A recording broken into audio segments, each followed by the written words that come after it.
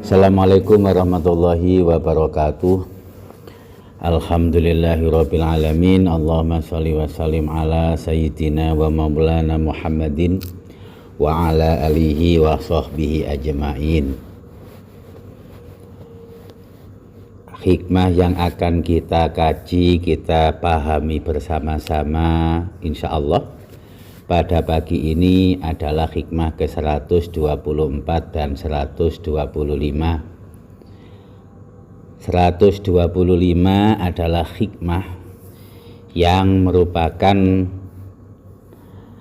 kelanjutan dari 124. Oleh karena itu kita baca dan mudah-mudahan kedua-duanya bisa kita pahami bersama-sama.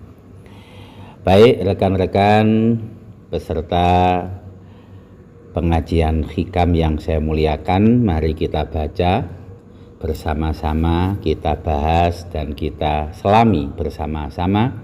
Mudah-mudahan menjadi tambahan ilmu bagi kita, tambahan pengetahuan bagi kita, ilmu mengerti diri sendiri, memahami diri sendiri sehingga kita mengerti dan memahami Allah Subhanahu wa taala. Kita baca bismillahirrahmanirrahim. Bismillahirrahmanirrahim.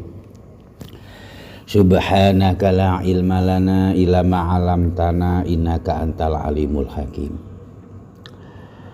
Qalal musannifu Ibnu Athaillah Sakandari. La nihayata limazamika in arja'aka ilaika wala tafrughu mataihuka in adhara judahu alaika. Arti atau terjemahnya, la nihayata limazamika in arja'aka ilaika. La nihayata limazamika, tidak berkesudahan celah-celah keburukan-keburukan. Itu enggak berkesudahan, yang ada buruk terus, yang ada celah terus. In arja'aka ilaika, jika Allah mengembalikan apapun kepada dirimu. Wala tafruhu madaihuka, dan tidak ada habis-habisnya pujian-pujianmu. Engkau terpuji terus, engkau terhormat terus, engkau tidak ada celah. In alharo judahu alaika, jika Allah menampakkan kemurahannya atasmu. Tidak ada berkesudahan celah dan keburukan jika Allah mengembalikan apapun kepadamu, dan tidak berkesudahan, tidak ada habisnya pujian-pujian, kebaikan-kebaikan jika Allah menampakkan kemurahannya atasmu. Ini terjemah dari hikmah yang ke-124. Rekan-rekan yang saya muliakan, dzalikumullahu rabbukum la ilaha illahu. Dialah Allah, Tuhanmu. La ilaha illahu, tidak ada Tuhan yang berhak disembah, tidak ada Tuhan sejati selain Dia. Lanjutnya, khaliqu kulli syai'in fa'buduh. Dialah yang menciptakan apapun. Oleh karenanya, fa'buduh, sembahlah. Wa huwa ala kulli syai'in wakil, dan Dia adalah pemelihara segala sesuatu. Wakil dulu pernah kita sampaikan, tempat sandaran. Wakil ya kalau di persepsi kita itu adalah orang kedua, sebab dia sandaran dari orang pertama. Wakil bupati, sandaran bupati, kalau bupati nggak ada baru wakil. Tapi hakikatnya kalau nggak ada bupati baru wakil bupati. Allah itu adalah wakil, hakikatnya memang tak ada yang dibuat sandaran kecuali Dia. bahwa hakikatnya yang memelihara adalah Dia. Wakil, Dia yang maha memelihara. Itu terjemahnya begitu. Rekan-rekan yang saya muliakan, karena Allah itu adalah wa huwa ala kulli syai'i wakil, bahwa Dia adalah maha pemelihara, bahwa Dia yang memelihara semuanya. Di bawahnya tadi surat Al-An'am ya. Di bawahnya yang ayat 107, wa ma ja'alnaka 'alaihim hafidho wa ma anta 'alaihim biwakil. Aku, kata Allah, enggak menjadikan engkau penjaga, enggak juga menjadikan engkau pemelihara. Jelas? Yang memelihara hanya Allah. Yang maha pemelihara adalah Allah. Tidak ada satupun dari siapapun mampu menjalankan fungsi daripada pemeliharaan ini, daripada wakil ini. Itulah kalau dalam administrasi sehari-hari, kalau tidak ada presiden baru wakil presiden yang berguna atau yang menjalankan tugasnya. Kalau nggak ada gubernur baru wakil gubernur yang berfungsi. Padahal hakikatnya wakil yang memelihara, yang menjalankan dan menjaga segalanya adalah Allah Subhanahu wa Ta'ala. Rekan-rekan yang saya muliakan, dari sini apapun yang ada dan yang terjadi dalam kehidupan kita sebagai manusia khususnya, itu semata-mata atas kehendak Allah, kekuatan Allah, kuasanya. Tidak ada apapun yang bisa untuk kita klaim. Hakikatnya itu adalah kuasa kita, itu adalah hasil pemeliharaan kita, itu adalah hasil kerja kita. Hakikatnya tidak ada yang bisa diklaim semacam itu. Kenapa? Li'anaka min khaisu anta mahalu kulli naksin wari batin. Dalam syarah yang dikemukakan oleh Syekh Ahmad Zarruq, karena sesungguhnya hakikat daripada kita semua itu adalah mahalu naksin wari batin. Masing-masing kita itu adalah lemah dan perlu disangsikan dan perlu diragukan dalam hal apapun itu. Gitu.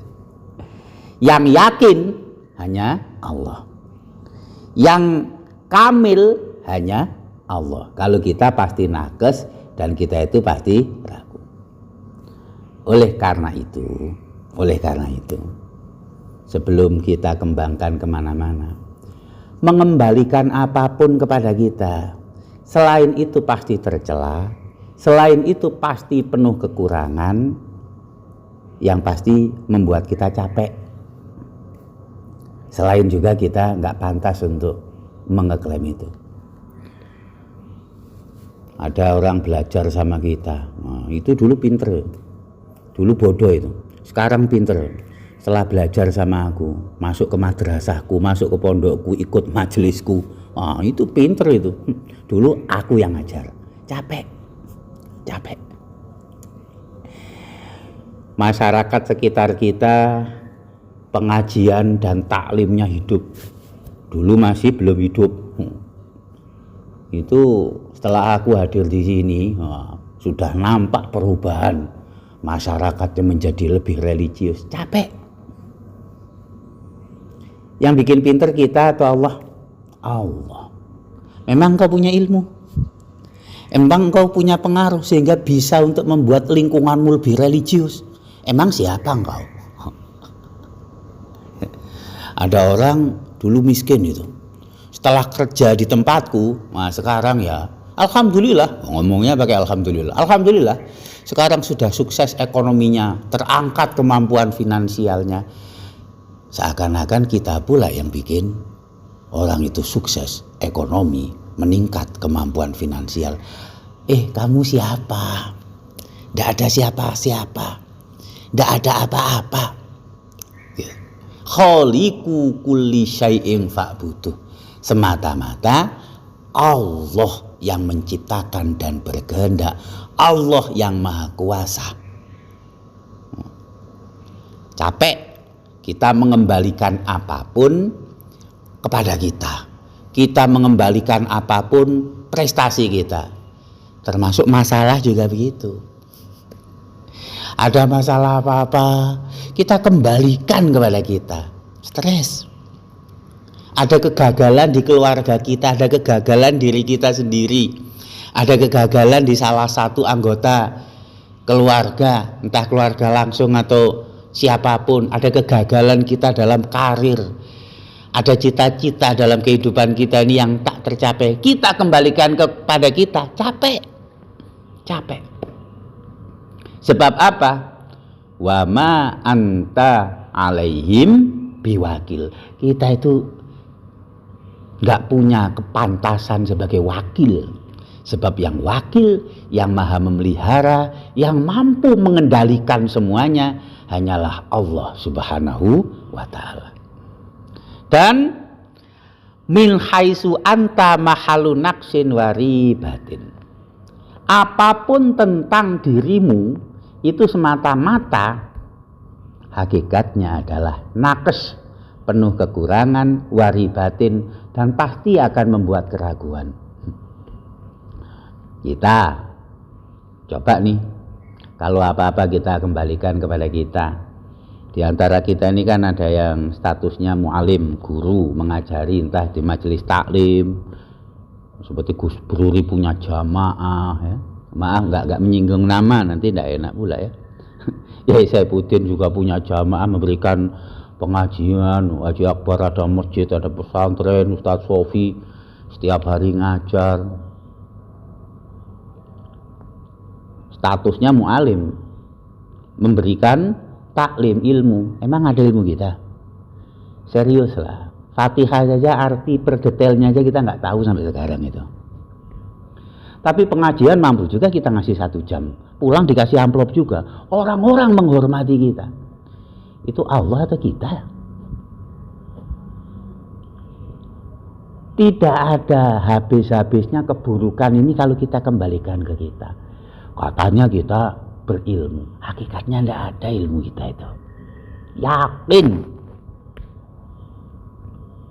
Kita dikenal sebagai dermawan, murah hati, filantropis. Cobalah, katanya kaya banget, ratusan hektar, ribuan hektar, puluhan hektar tanah dikuasai. Betul enggak tanah itu dikuasai? Kalau enggak ada pembantumu, enggak ada orang kerja yang membantumu, enggak ada karyawanmu, bisa enggak kau menguasai tanah itu? Kenapa kok sama pekerja sama pegawai enggak direbut saja tanahnya? Allah yang berkuasa itu.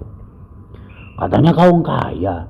Cobalah 5 hari saja ngasih makan orang sekecamatan aja mampu enggak? Enggak akan mampu. Padahal hanya sekecamatan.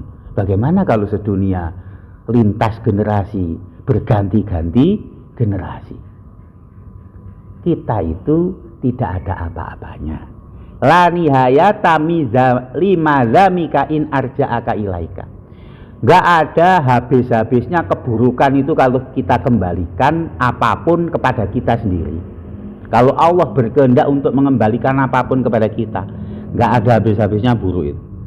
Coba tadi kita tentang keilmuan, pengajian yang kita berikan, ceramah dan khutbah yang kita sampaikan.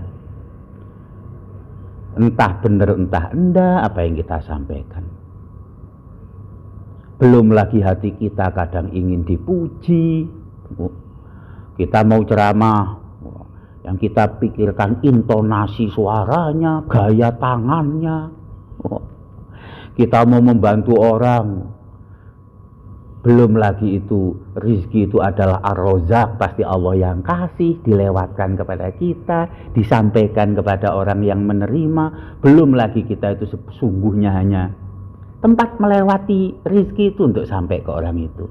Sebagaimana kita adalah tempat untuk menyampaikan ilmu agar ilmu itu nyampe kepada jamaah yang mendengarkan, kepada murid yang kita ajar, dan seterusnya. Kalau dipikir-pikir secara mendalam, la nihayata lima zamika in arja'aka ilaika. Loh kenapa? Itu ada orang jamaah sampai sekarang masih bertahan, mau menjadi makmum kita. Padahal tahulah kita ini, kalau bacaan kita itu enggak kita resapi setiap kita sholat. Tahulah kita ini, kalau setiap kita sholat, sujud itu kadang pikiran kemana-mana. Tapi makmum masih bertahan di belakang kita itu. Kenapa? In alharo judahu alaika, karena Allah menampakkan kemurahannya atasmu. Engkau sampai sekarang bertahan terhormat di tengah-tengah masyarakat. Itu hebatmu atau maha hebatnya Allah yang menutupi kekurangan-kekuranganmu? Enggak ada apa-apanya. Kita ini kalau dibuka semuanya, kalau dikembalikan ke kita semuanya, la nihayata limaza mika, kita itu hanyalah kekurangan, penuh kekurangan, dan kita itu riba, apapun itu pasti meragukan atas kita. Kalau kita kembalikan kepada diri kita sendiri. Loh begitu loh. Rekan-rekan yang saya muliakan, Rasulullah Muhammad sallallahu alaihi wasallam dalam doa dan munajat beliau, aslih li sya'ni kullah wala takilni ila nafsi tarfata ainin. Ya Allah, jangan engkau serahkan urusanku kepadaku sekejap mata saja, jangan. Sekejap mata saja jangan. La takilni ila nafsi. La takilni, jangan serahkan kepadaku. Urusanku jangan serahkan kepadaku. Torfata ainin, sekejap mata saja jangan. Betul? 1 menit aja. Gak mungkin. Orang sekejap mata saja tidak mungkin. Ini kesadaran Rasulullah Muhammad SAW bahwa wa ma anta biwakil, bahwa wa huwa ala kulli syai'in wakil. Dan Rasulullah berdoanya, la takilni ila nafsi tarfata ainin, jangan serahkan ke aku ya Allah. Nah, kita ini kebalik.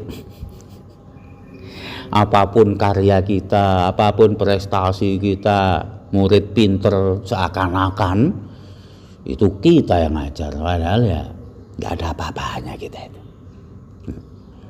Belum lagi kalau kita kembalikan kepada hakikat diri kita sendiri.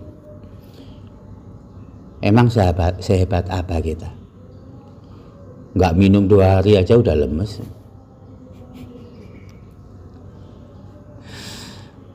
Ilmu sehebat apa sih ilmu kita itu?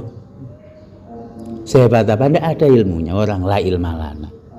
Ya tadi lah, berani kita mampu memahami Al-Fatihah, apalagi memahami Al-Baqarah.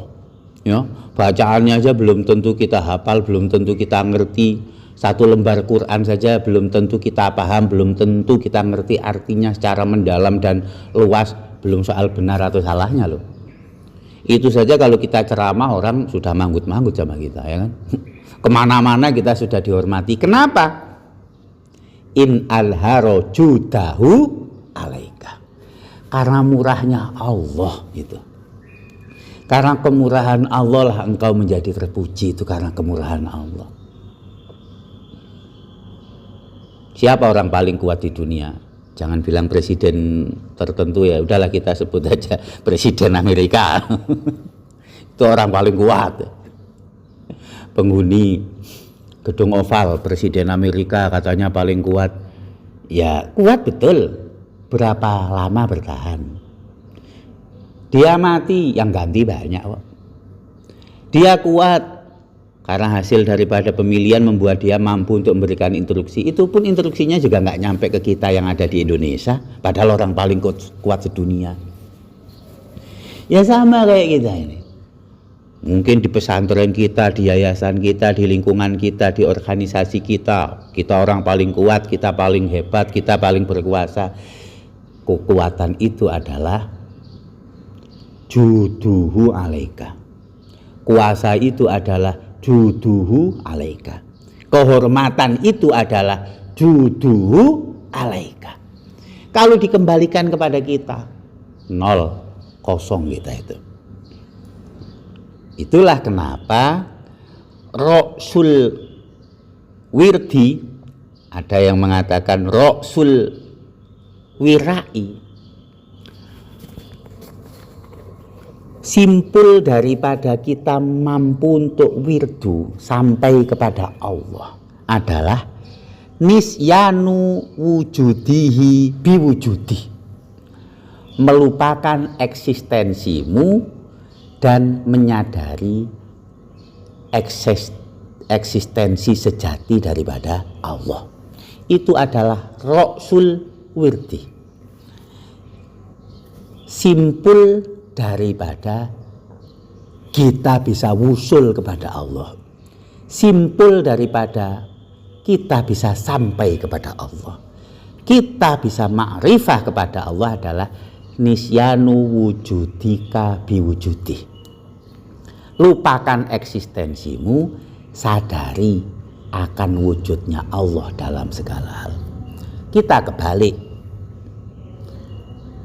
Yang kita tunjukkan itu eksistensi kita, wujud kita. Yang kita nampakkan itu kita, aku. Allah lalai. Wujudnya kita pikirkan, kita sadari, kita mengerti, lalai, kebalik.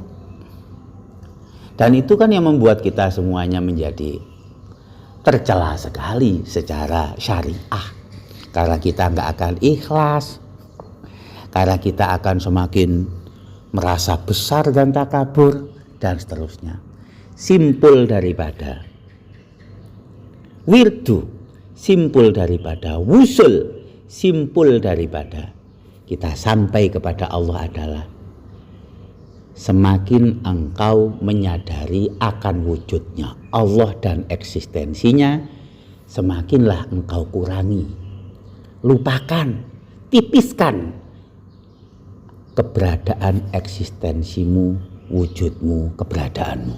Begitu. Rekan-rekan yang saya muliakan, lawong secara zohir, nggak usah cara batin-batinan. Secara zohir kita itu juga lemah, nggak bisa tidur 3 hari ya sudah kepala pusing, nggak minum kopi ya sudah ngeluh. Apa itu? Kekuatan kita nggak ada. Kalau sehebat-hebatnya kita dalam soal keilmuan, satu kitab nggak akan mungkin kita paham semuanya sampai tuntas, nggak akan mungkin. Tetapi dengan kemurahannya Allah memberikan kemuliaan kita di depan masyarakat, biasanya seperti itu. Memberikan kita dihormati orang, memberikan kita untuk tetap membantu orang, apakah dengan anfusikum atau amwalikum ataupun ulumikum. Rekan-rekan yang saya muliakan, nah, bagaimana agar kita selalu mengingat juduhu kepada kita, agar kita apa-apa tidak kita kembalikan kepada kita, tapi kita kembalikan kepada Allah. Bagaimana kita menempatkan kita dalam posisi yang betul, serta menyadari akan keberadaan Allah dalam hakikat wujudnya yang benar. Mari kita baca hikmah yang ke-125. Kun bi ausofi rubu biyatika muta'alikon wa bi ausofi ubudiyatika mutahakkikon. Jadilah engkau dengan segala sifat-sifat rububiyahnya Allah, bergantung dan terhubung. wa bi ausofi ubudiyatika mutahaqiqan, dan dengan sifat-sifat kehambaanmu tahakkukon, menyatakan, mengimplementasikan dan menyatakan keberadaannya untuk kita. Apa? Sifat-sifat ubudiyah. Jadi begini, ini cerita zaman sekarang dulu ya. Rububiyah itu biasanya adalah sifat-sifat yang memang tidak mungkin dimiliki oleh makhluk. Memang rububiyah hanya Allah sebagai Tuhan yang memilikinya. Contoh, yaitu sifat kuasa, sifat menciptakan, sifat kemuliaan. Syekh Ahmad Jarud menyimpulkan menjadi 4, yaitu Ghani, Al-Is, Qudrah, dan Quwah. Bahwa tidak butuh kepada yang lain, maha kaya, tidak membutuhkan yang lain, tapi dibutuhkan oleh yang lain. Kemuliaan, bahwa kemuliaannya senantiasa abadi, tidak tercela dan tidak mungkin hina. Kuasanya tak terbatas, kekuatannya juga tidak terbatas. Itu namanya ausof rububiyah. Tetapi sesungguhnya ya yang lain banyak. Sifat Allah, ilmunya, sifat Allah, maha memeliharanya, maha mengetahui segalanya. Tetapi simpulnya kira-kira 4 lah yang dibuat oleh Syekh Ahmad Jarud ini. Kalau zaman sekarang ini diantara kita mungkin yang paling paham Haji Akbar lah ya, yang memang orang kontemporer, sering ikut kajian-kajian kontemporer. Ada tauhid rububiyah, ada tauhid uluhiyah gitu kan kalau zaman sekarang itu. Itu antum cari di referensi lama nampaknya tidak ada. Tapi kalau kajian sekarang memperkuat tauhid rububiyah. Rububiyah itu tadi. Rububiyah adalah sifat-sifat dari kuasa Allah, dari kemuliaan Allah, dari kekuatan dan kuasanya Allah Subhanahu wa ta'ala. Rekan-rekan yang saya muliakan,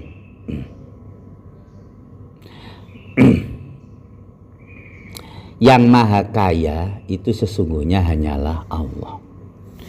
Ya ayuhan nasu antumul fuqara'u ilallah wa huwa wallahu huwal ghaniyul hamid. Fatir 15. Wahai manusia, sesungguhnya kalian semua itu fakir kepada Allah. Kalau Allah huwal ghaniyul hamid, Allah itu maha kaya, maha terpuji. Kembali seperti tadi, kekayaan kita tidak ada sesungguhnya, karena yang maha kaya itu adalah Allah. Kita itu datang ke dunia ini nggak bawa apa-apa, balik dari dunia ke tempat kita asal juga tidak bawa apa-apa. Kita datang dari Allah kembali kepada Allah tidak membawa apa-apa. Dan dalam Fatir 15 ditegaskan, ya ayuhan nasu antumul fuqara'u ilallah. Kita itu semuanya membutuhkan Allah. Fakir itu kan butuh. Mustahik zakat, fakir itu adalah asnaf yang paling membutuhkan. Dan semua kita itu fakir. Tidak usah jauh-jauh, terlalu dalam ya. Dalam hakikat kita itu tidak satu kedip mata pun kecuali pasti kita membutuhkan Allah. Dalam kehidupan sehari-hari saja kita nggak bisa hanya diri kita sendiri, kan tidak bisa. Mau makan, piringnya itu ya yang buat juga bukan kita, piringnya itu ada proses sampai ke tempat kita. Belum lagi nasi, satu piring itu prosesnya juga sangat panjang. bagaimana padi-padian bisa jadi beras, kemudian prosesnya dari ditanam sampai dipanen. Semua hal yang terjadi pada kita remeh nampaknya, ada kuasa Allah di situ. Dan kita senantiasa membutuhkan yang lain. Kita sekali lagi ini dalam perspektif lahiriah. Kita selalu membutuhkan yang lain. Loh, gitu. Oleh karenanya, kun bi ausofi rububiyatika muta'alikon. Dalam hal apapun, sambungkan dirimu, hubungkan dirimu dengan sifat rububiyah Allah itu. Dalam konteks hati, dalam konteks batin, kita harus ta'aluk dengan sifat rububiyahnya Allah. Engkau kuasa, kebetulan kita punya kuasa lah di desa, punya kuasa di yayasan, punya jabatan di pemerintahan. Itu kuasa Allah. Sebab apa? Bahwa Allah tu'til mulka mantasa wa tanzi'ul mulka mimantasa. Engkau kok mulia? Oh, sebab Allah tu'izu mantasa wa tudhilu mantasa. Engkau kok kuasa? Karena Allah yang kuasa. Engkau kok mulia? Karena Allah yang huwal aziz. Engkau kok terhormat? Sebab Allah yang hamid. Engkau kok berkecukupan? Sebab Allah yang ghani. Itu namanya kun bi ausofi rububiyatihi muta'alikon. Dalam setiap apapun kita terhubung, kita tersambung, dan kita tergantung kepada sifat rububiyah Allah. Engkau kok tahu?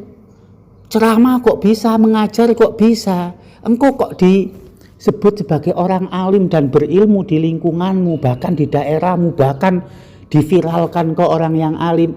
Sebab Allah yang alim. Allah memberikan ilmu. Sebab la ilma lana ilama alam tanah innakal alim. Sebab Allah itu alim. Jangan dikembalikan ke kita. Terhubungnya kita dengan sifat rububiyah. Nah, kita mengembalikan ke kita bagaimana? Kita implementasinya bagaimana? Bi ausofi ubudiyatika mutahakikon. Dalam lahiriahnya, sejatinya kita itu sebagai hamba mesti menampakkan ubudiyah kita secara mutahakikon, secara real, secara implementasi, secara menyatakan dan kenyataan. Kita memang harus menyatakan diri sebagai hamba Allah, tetap sujud, zikir. Sebab itu yang diperintahkan Allah, wa'budullaha mukhlishina lahuddin. Yaitu sebab wa'budu itu. Nah, jangan kebalik. Jangan kebalik. Sifat rububiyahnya Allah itu kita klaim. Kita alim, kita kuasa, kita mulia, kita kaya. Sesungguhnya dalam perspektif tauhid rububiyah, dalam tauhid rububiyah itu adalah sudah syirik. Kita dalam setiap sifat rububiyahnya Allah yang mengidentikan sifat itu bahwa Allah maha kaya, maha mulia, maha kuasa, maha perkasa, itu kita sifatnya terhubung, tersambung, menyadari akan hal itu, dan sifat-sifat itulah yang dengan judihi kita menjadi mulia, kita menjadi berkecukupan di dunia, kita menjadi berilmu dan berkuasa. Dan dalam tahakuknya kita mesti mengimplementasikan wa'budullaha mukhlisina. Caranya ubudiyahnya mutahakikon. Nah, begitu loh. Itulah Kalau ini bisa kita lakukan, ya ndak ada. Kita punya beban itu ndak ada. Sebab wama anta biwakil. Kita akan nyaman hidup. Pasti kita akan merasa la khaufun alaihim wala yahzanun, udah pasti. Karena apa? Semuanya kita serahkan kepada Allah. Sekejap mata saja nggak bisa kita serahkan kepada diri kita. Gitu. Jadi itulah kenapa kalau kita lihat dalam Al-Quran, setiap ada ghaniyun hamid, ghaniyun hamid, ghaniyun hamid, 4 kali Allah menyatakan itu. Satu kalinya wa kanallahu ghaniyan hamida. Kalau kita baca dalam Al-Quran, konteksnya semuanya itu adalah tentang kekuasaan Allah yang tidak terbatas. Kita baca satu saja. Kita baca satu saja bahwa Allah adalah ghaniyan hamidah. Dalam An-Nisa 131. Walillahi ma fis samawati wa ma fil ardh. Milik Allah segalanya dalam lingkup dunia, baik di atas bumi, di bawah langit. Walaqad wasainal ladzina utul kitaba min qablikum wa iyyakum anittaqullah. Dan kami wasiatkan, pesankan kepada engkau maupun orang sebelum kalian agar bertakwa kepada Allah. Sekarang kalau wa in takfuru fa inna lillahi ma fis samawati wa ma fil ardh. Kalau kalian kafir enggak mau takwa, tadi semuanya milik Allah, ya sekarang pun masih milik Allah. Masih lillahi ma fis samawati wa ma fil ardh. Wa kanallahu ghaniyan hamida. Dan Allah Maha Ghani, Maha Hamid. Allah tetap terpuji, Allah tetap kaya. Enggak butuh apapun, enggak butuh siapapun. Iyasya yudhibkum wa yastakhlif mayasya. Allah itu kalau berkehendak ya tinggal kita diganti dengan makhluk lainnya lah. Enggak usah jauh-jauh ya, tinggal ada regenerasi lah. Kalau kita meninggal, siapapun di antara kita semulia-mulianya, paling sedih ya 2 hari, 5 hari, 10 hari. Kalau udah 10 tahun haulnya ya sudah ketawa-ketawa. Lihat saja, lihatlah. Kalau kita datang ke acara haul, nangis-nangis orang enggak, tetap merokok, ngopi-ngopi sambil ketawa-ketawa. Padahal itu memperingati sekian tahun wafatnya kiai haji siapa, syekh siapa, orang mulia siapa. Ketawa-ketawa saja. Jadi karena memang eksistensi kita itu tergantung eksistensi Allah, kemuliaan kita sesungguhnya adalah mulianya Allah, kehebatan kita sesungguhnya karena semata-mata juduhu alaika. Itulah rekan-rekan, mesti kita sadari, selalulah kita terhubung, tergantung kepada sifat rububiyah Allah. Dalam fakta dan kenyataan kita harus selalu menampakkan dan mewujudkan ubudiyah kita. Kita mesti menyadari semuanya semata-mata kuasa Allah Subhanahu wa taala. Itu yang bisa saya sampaikan. Khilaf dan salahnya mohon maaf. Al-afa minkum, ihdinas syiratal mustaqim. Assalamualaikum warahmatullahi wabarakatuh.